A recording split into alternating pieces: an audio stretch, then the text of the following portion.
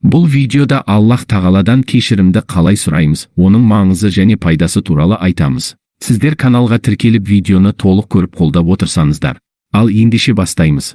Алла тәубе етушілерді жақсы көреді, әрі таза болушыларды жақсы көреді. Адам баласы әуел бастан қателік жасауға бейім тұрады. Кейде тіпті қай тұста шалыс қадам жасап қойғанымызды білмейміз де. Сондықтан кейде ойламаған жерден күнәлі іске қадам басып қойсақ, кейде сол істің күнә екенін біліп тұрсақ та, сол қателікті жасаймыз. Үнемі қателесіп тұрамыз, күнә жасаймыз және артқа шегініп өкінеміз. Біз өзіміздің жасаған күнәмізге қалай қарап жүрміз? Жасаған күнәмізге өкінеміз бе, әлде ойланбастан сол күнәні жалғастыра береміз бе? Шынайы мұсылман ешқашан күнә мен қателіктерге жол бермейтіндігімен ерекшеленбейді. Ол жасап қойған күнәсі үшін өкініп, кешірім тілеп, тәубе ететіндігімен ерекшеленеді. Шынайы иман Алла тыйым салған барлық істерден тыйылу, айналаңызға мейірімді болу, жақсылық жасау, күнәлі істердің Алладан алыстататынын түсініп, үнемі Аллаға ғана құлшылық етумен өлшенеді. Адам баласы табиғатынан күнә жасауға бейім жаратылған және ол күнәмен қателік жасағандығы үшін емес, керісінше сол күнәларды жасаған кездегі қырсықтығы себепті айыпқа лайық. Егер де адам күнә жасап қойса, бірден тәубе етіп, Алла тағаладан кешірім сұрауы қажет. Имам Муслим Әбу Хурайрадан, Аллаға оған разы болсын,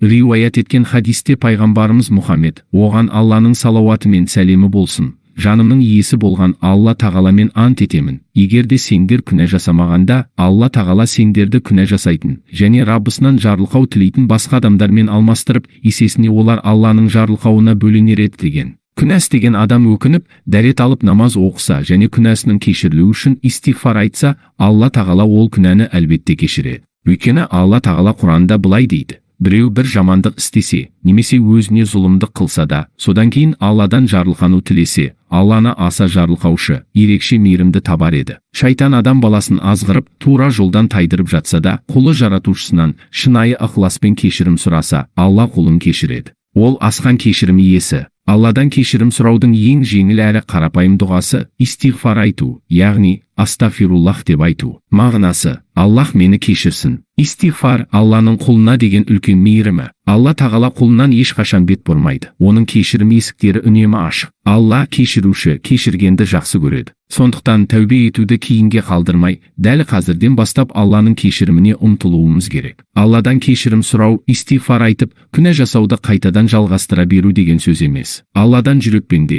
тілмен де шынайы кешірім сұрау, өкініп, тәубе ету және енді сол күнәні енді жасамауға ниет ету, шынайы тәубе ету болып табылады. Пайғамбарымыз, оған Алланың салауаты мен сәлемі болсын, истигфар, астағфируллах айтуды әдет еткен. Көп оқитын адамды Аллах тағала дерттерден, қиыншылықтардан құтқарады. Оны ойламаған жерден ризықтарға қауыштырады деген. Және де күнә көңілде із қалдырады. Тәубе және истигфар еткенде ол дақ жойылады, көңіл тазарады деп те айтып кеткен. Кешірім туралы Құран аяттарында да Алладан жарылқау тілеңдер. Шын мәнінде Алла тым жарылқаушы, ерекше мейірімді. Раббыларыңнан кешірім тілеңдер. Содан кейін істеген күнәларыңа өкінген күйде оған тәубе етіңдер. Ол сендерді белгілі бір мерзімге дейін көркем түрде пайдаландырады да, әрбір мәрхамет иесіне артық сыйлық береді. Егер олай істемей тура жолдан бас тартып, иманнан сырт айналсаңдар, бастарыңа ұлы күннің азабының келуінен қорқамын. Тағы бір аятта: сондықтан сол бағытқа жөнеліңдер, әрі одан жарылқау тілеңдер. Аллаға серік қосқандарға нендей өкініште деп баяндалады.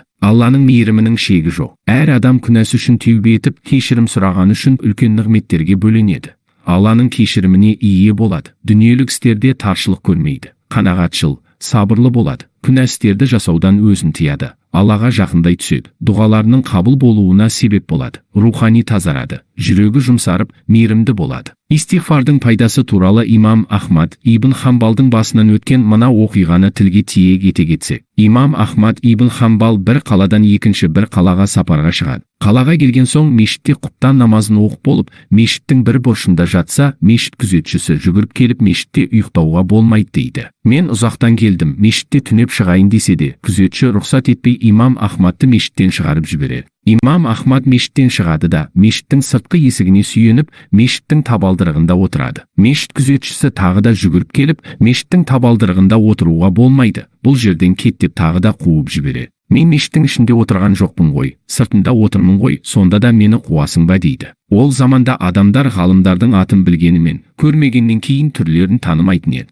Әлгі қарауыл дөрекілік танытып, имам Ахмадтың екі аяғынан ұстап, жолдың ортасына дейін сүйреп апарып тастайды. Сол кезде мешітке қарама-қарсы жолдың арғы бетінде бір наубайханашы өзінің тірлігін істеп жүреді. Оқиғаның мән жайып көріп тұрған наубайханашы имам Ахмадқа барып, жататын орның болмаса менің наубайханама кел, мұнда жататын бір кісілік орын бар дейді. Имам Ахмад наубайханаға кіріп жайғасады. Әлгі наубайханашының тірлігіне қарап отырып, оның қамыр илеп жатқанда, қамырды көмбеге жауып жатқанда, отын дайындағанда тіпті әр істе астағфируллах деп үнемі айтып жүретінін байқайды. Имам Ахмад оған қарап тамсанып, бұлай зікір етуді қашаннан бастадың, қиын емес пе деп сұрайды. Сонда наубайханашы, осылай зікір етуді бастағаныма біраз жыл болып қалды, маған қиын емес, үйрендім дейді. Имам Ахмад сұрағын тағы жалғастырып, осы айтып жүрген зікіріңнің берекесін сезінесің бе деп сұрайды. Иә, сезінемін, әрдайым истиғфарды айтқан сайын әр ісіме береке кіреді. Алладан не сұрасам, Алла маған соның бәрін береді дейді наубайханашы. Барлық дұғаларыңды қабыл етіп, сұрағаныңның барлығын береді ме деп сұрайды тағы да имам Ахмад. Сонда наубайханашы былай деп жауап береді. Осы уақытқа дейін барлық сұрағанымды беріп,